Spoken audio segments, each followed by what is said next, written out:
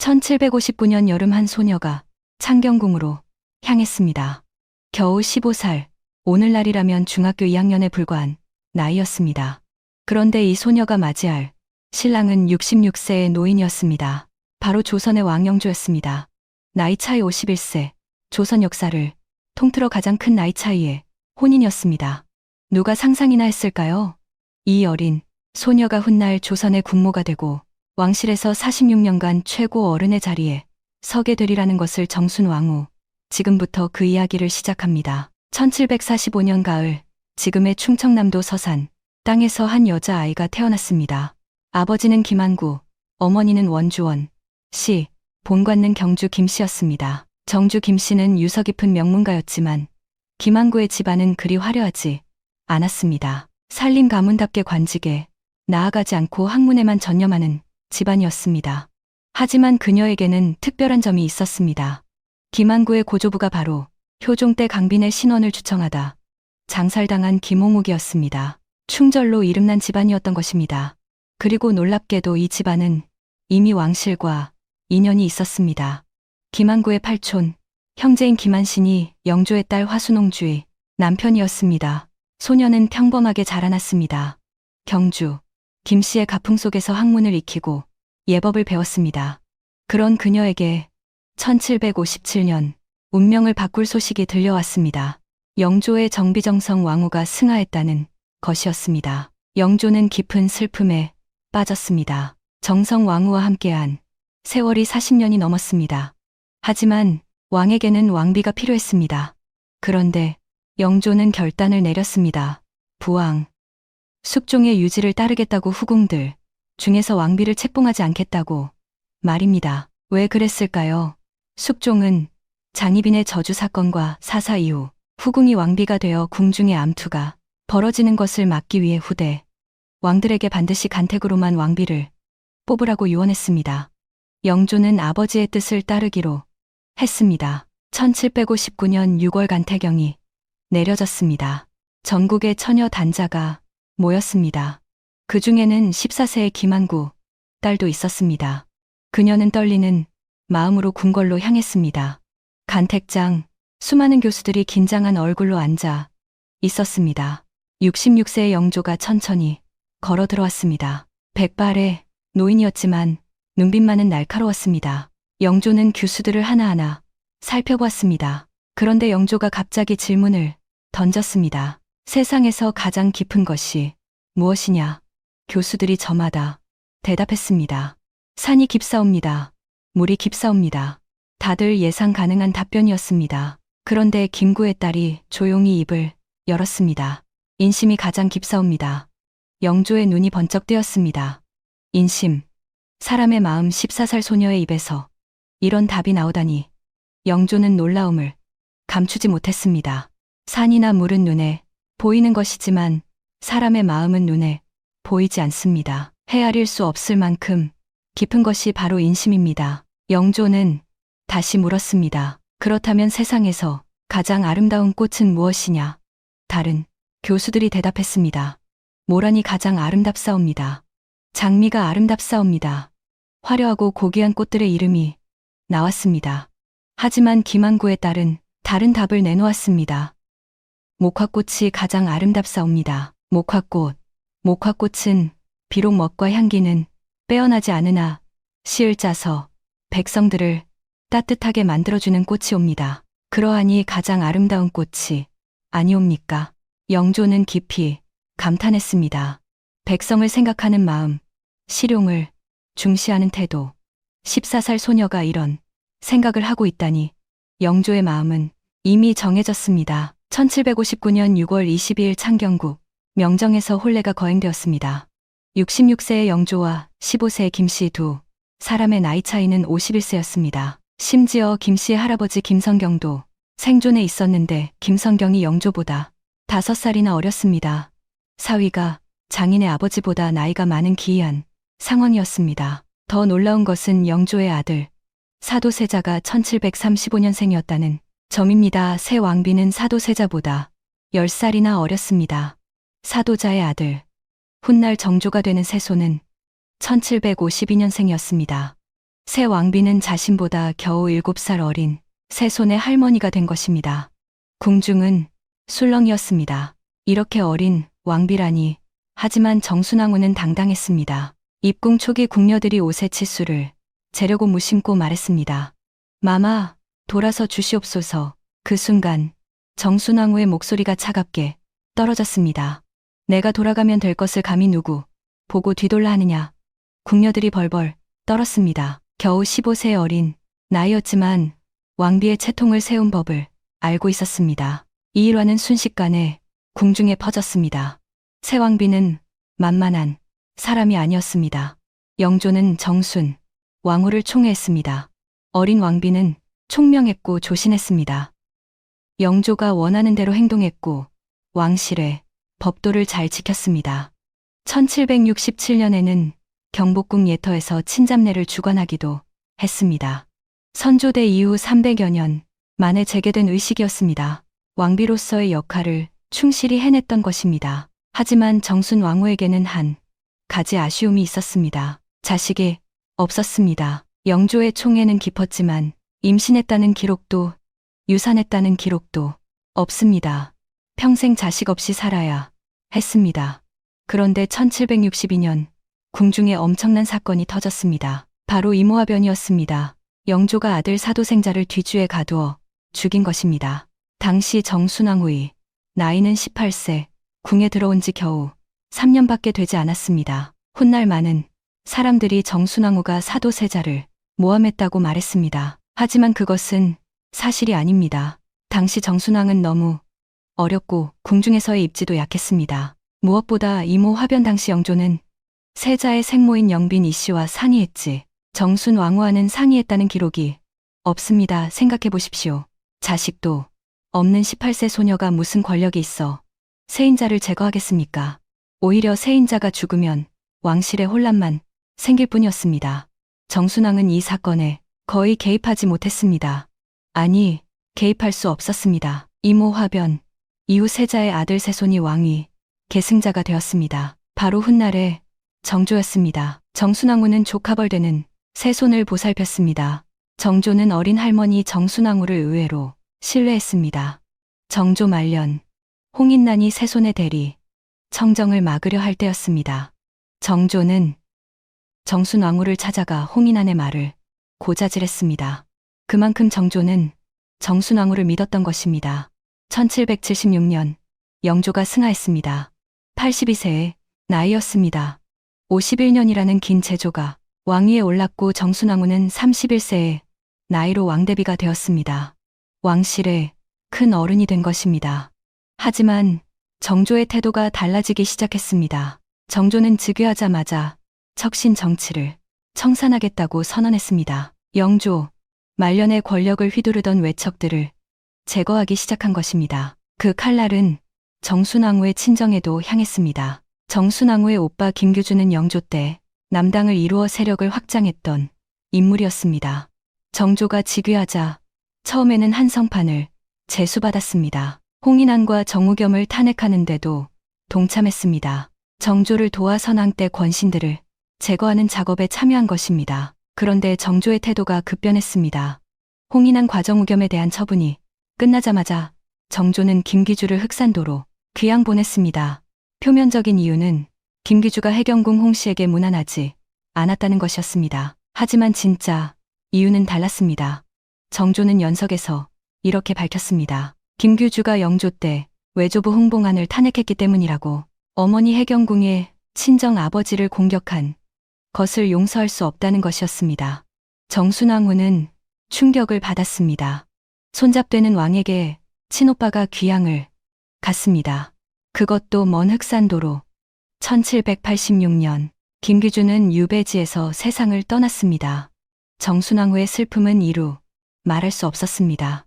이후 정순왕후와 정조의 관계는 미묘해졌습니다. 표면적으로는 존중하는 척했지만 속으로는 긴장 관계가 형성되었습니다. 경조는 할머니의 세력을 견제했고 정순왕후는 손자 왕의 처사에 불만을 품었습니다. 1800년 6월 28일 청천벽력 같은 소식이 전해졌습니다. 정조가 갑자기 승화한 것입니다. 겨우 49세였습니다. 너무나 갑작스러운 죽음이었습니다. 정조의 아들 순조가 즉위했습니다. 나이는 겨우 11세였습니다.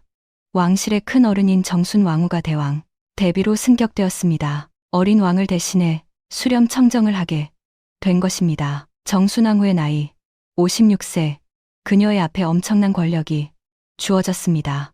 정조가 죽은 다음 날부터 정순왕후는 움직이기 시작했습니다. 업문 교지를 내려 정사를 시작했습니다. 7월 4일 좌의정, 심원지를 영의정으로 임명했습니다. 좌의정에는 이시수를 앉혔습니다. 모두 노론 벽파 인사들이었습니다. 이것은 파격적인 조치였습니다. 국상, 중에는 모든 정사, 특히 인사 조치를 중지하는 것이 관였습니다. 하지만 정순왕후는 관리를 깼습니다. 영의정 이병모가 청나라의 사신으로가 있어 갖춰야 한다는 명분을 내세웠습니다. 하지만 진짜 의도는 명확했습니다. 정조 시대의 인물들을 제거하고 자신의 사람들로 조정을 채우는 것이었습니다. 정순왕후는 망설이지 않았습니다. 정조의 측근 홍구경과 정민씨의 관작을 주탈했습니다. 서유린, 김희재, 김희교, 김희익 등을 처벌했습니다. 윤행임은 권세를 농단했다는 이유로 사사했습니다. 그리고 1801년 1월 10일 정순호는 결정타를 날렸습니다. 천주교 언급을 내린 것입니다. 선왕께서는 매번 정학이 밝아지면 사학은 저절로 종식될 것이라고 하셨다. 하지만 지금 사학이 날로 더욱 치성해지고 있다고 한다.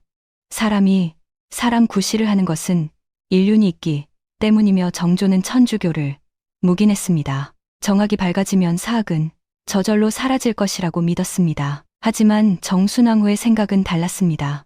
천주교는 무부무군의 멸륜지교였습니다. 아비도 없고 임금도 없다는 위험한 사상이었습니다. 하지만 천주교 탄압의 진짜 이유는 따로 있었습니다. 바로 정치였습니다. 천주교 신자들 중에는 남인 세력이 많았습니다. 정조 시대에 크게 성장한 남인들이었습니다. 정순 왕후와 벽파는 이들을 제거하고 싶었습니다. 천주교 탄압은 완벽한 명분이었습니다. 신유사옥이 시작되었습니다.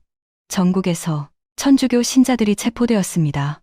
중국인 신부 주문모가 잡혔습니다. 초대교회 창설자들인 이승훈, 정약종이 체포되었습니다. 정약용과 정약전은 유배형을 받았습니다. 하지만 정순왕후의 칼날은 천주교 신자들에게만 향하지 않았습니다.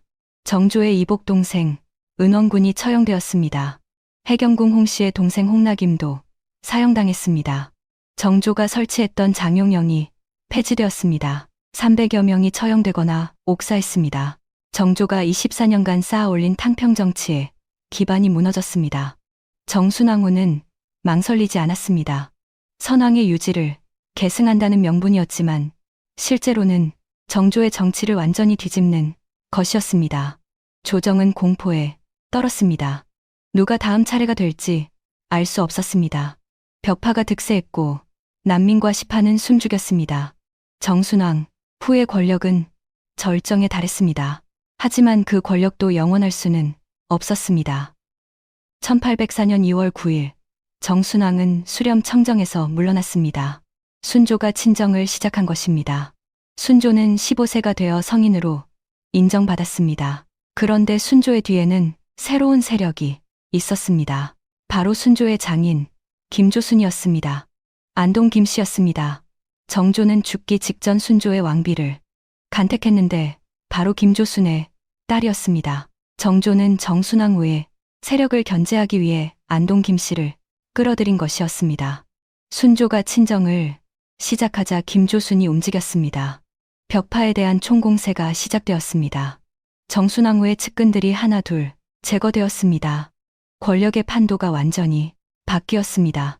정순왕은 이를 지켜볼 수밖에 없었습니다. 수렴, 청정에서 물러난 지 6개월 만에 정순왕후는 다시 수렴을 치고 정사에 개입하려 했습니다.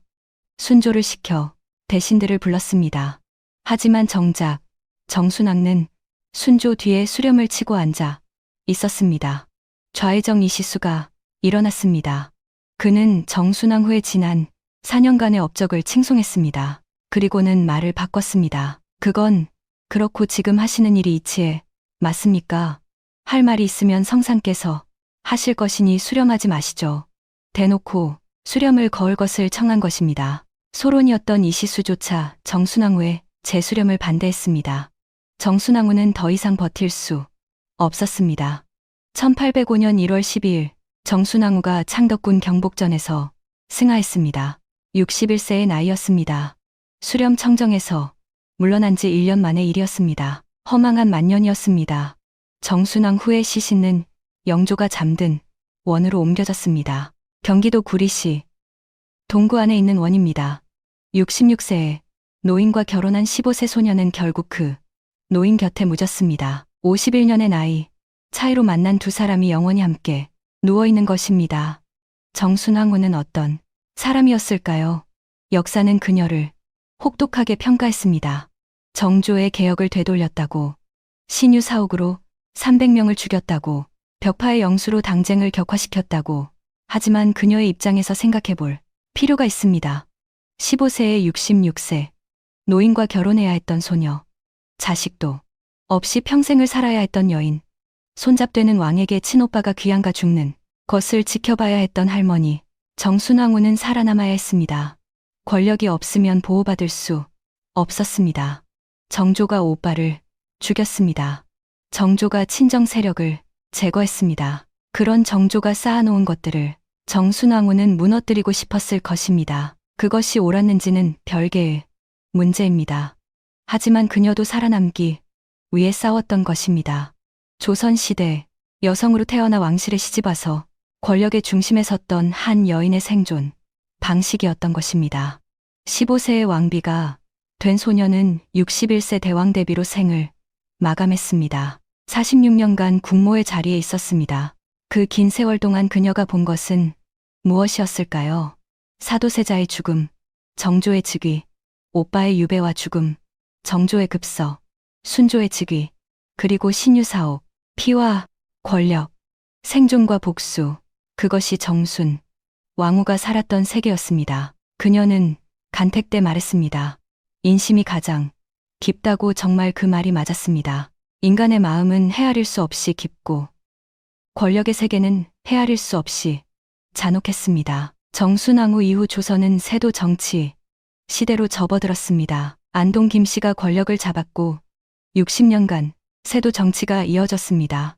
정순왕후가 정조의 개혁을 뒤집은 것이 결국 조선을 세도 정치로 이끈입니다. 역사에 만약은 없지만 만약 정순왕과 정조의 정책을 그대로 이어갔다면 어땠을까요?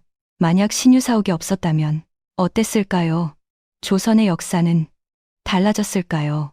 우리는 알 수 없습니다. 다만 한 가지는 분명합니다. 15세의 국모가 된 소녀가 조선 후기의 역사를 바꿨다는 것입니다. 그녀의 선택 하나하나가 수백만 백성의 운명을 좌우했다는 것입니다. 오늘날 동구을 찾아가면 원능을 볼 수 있습니다.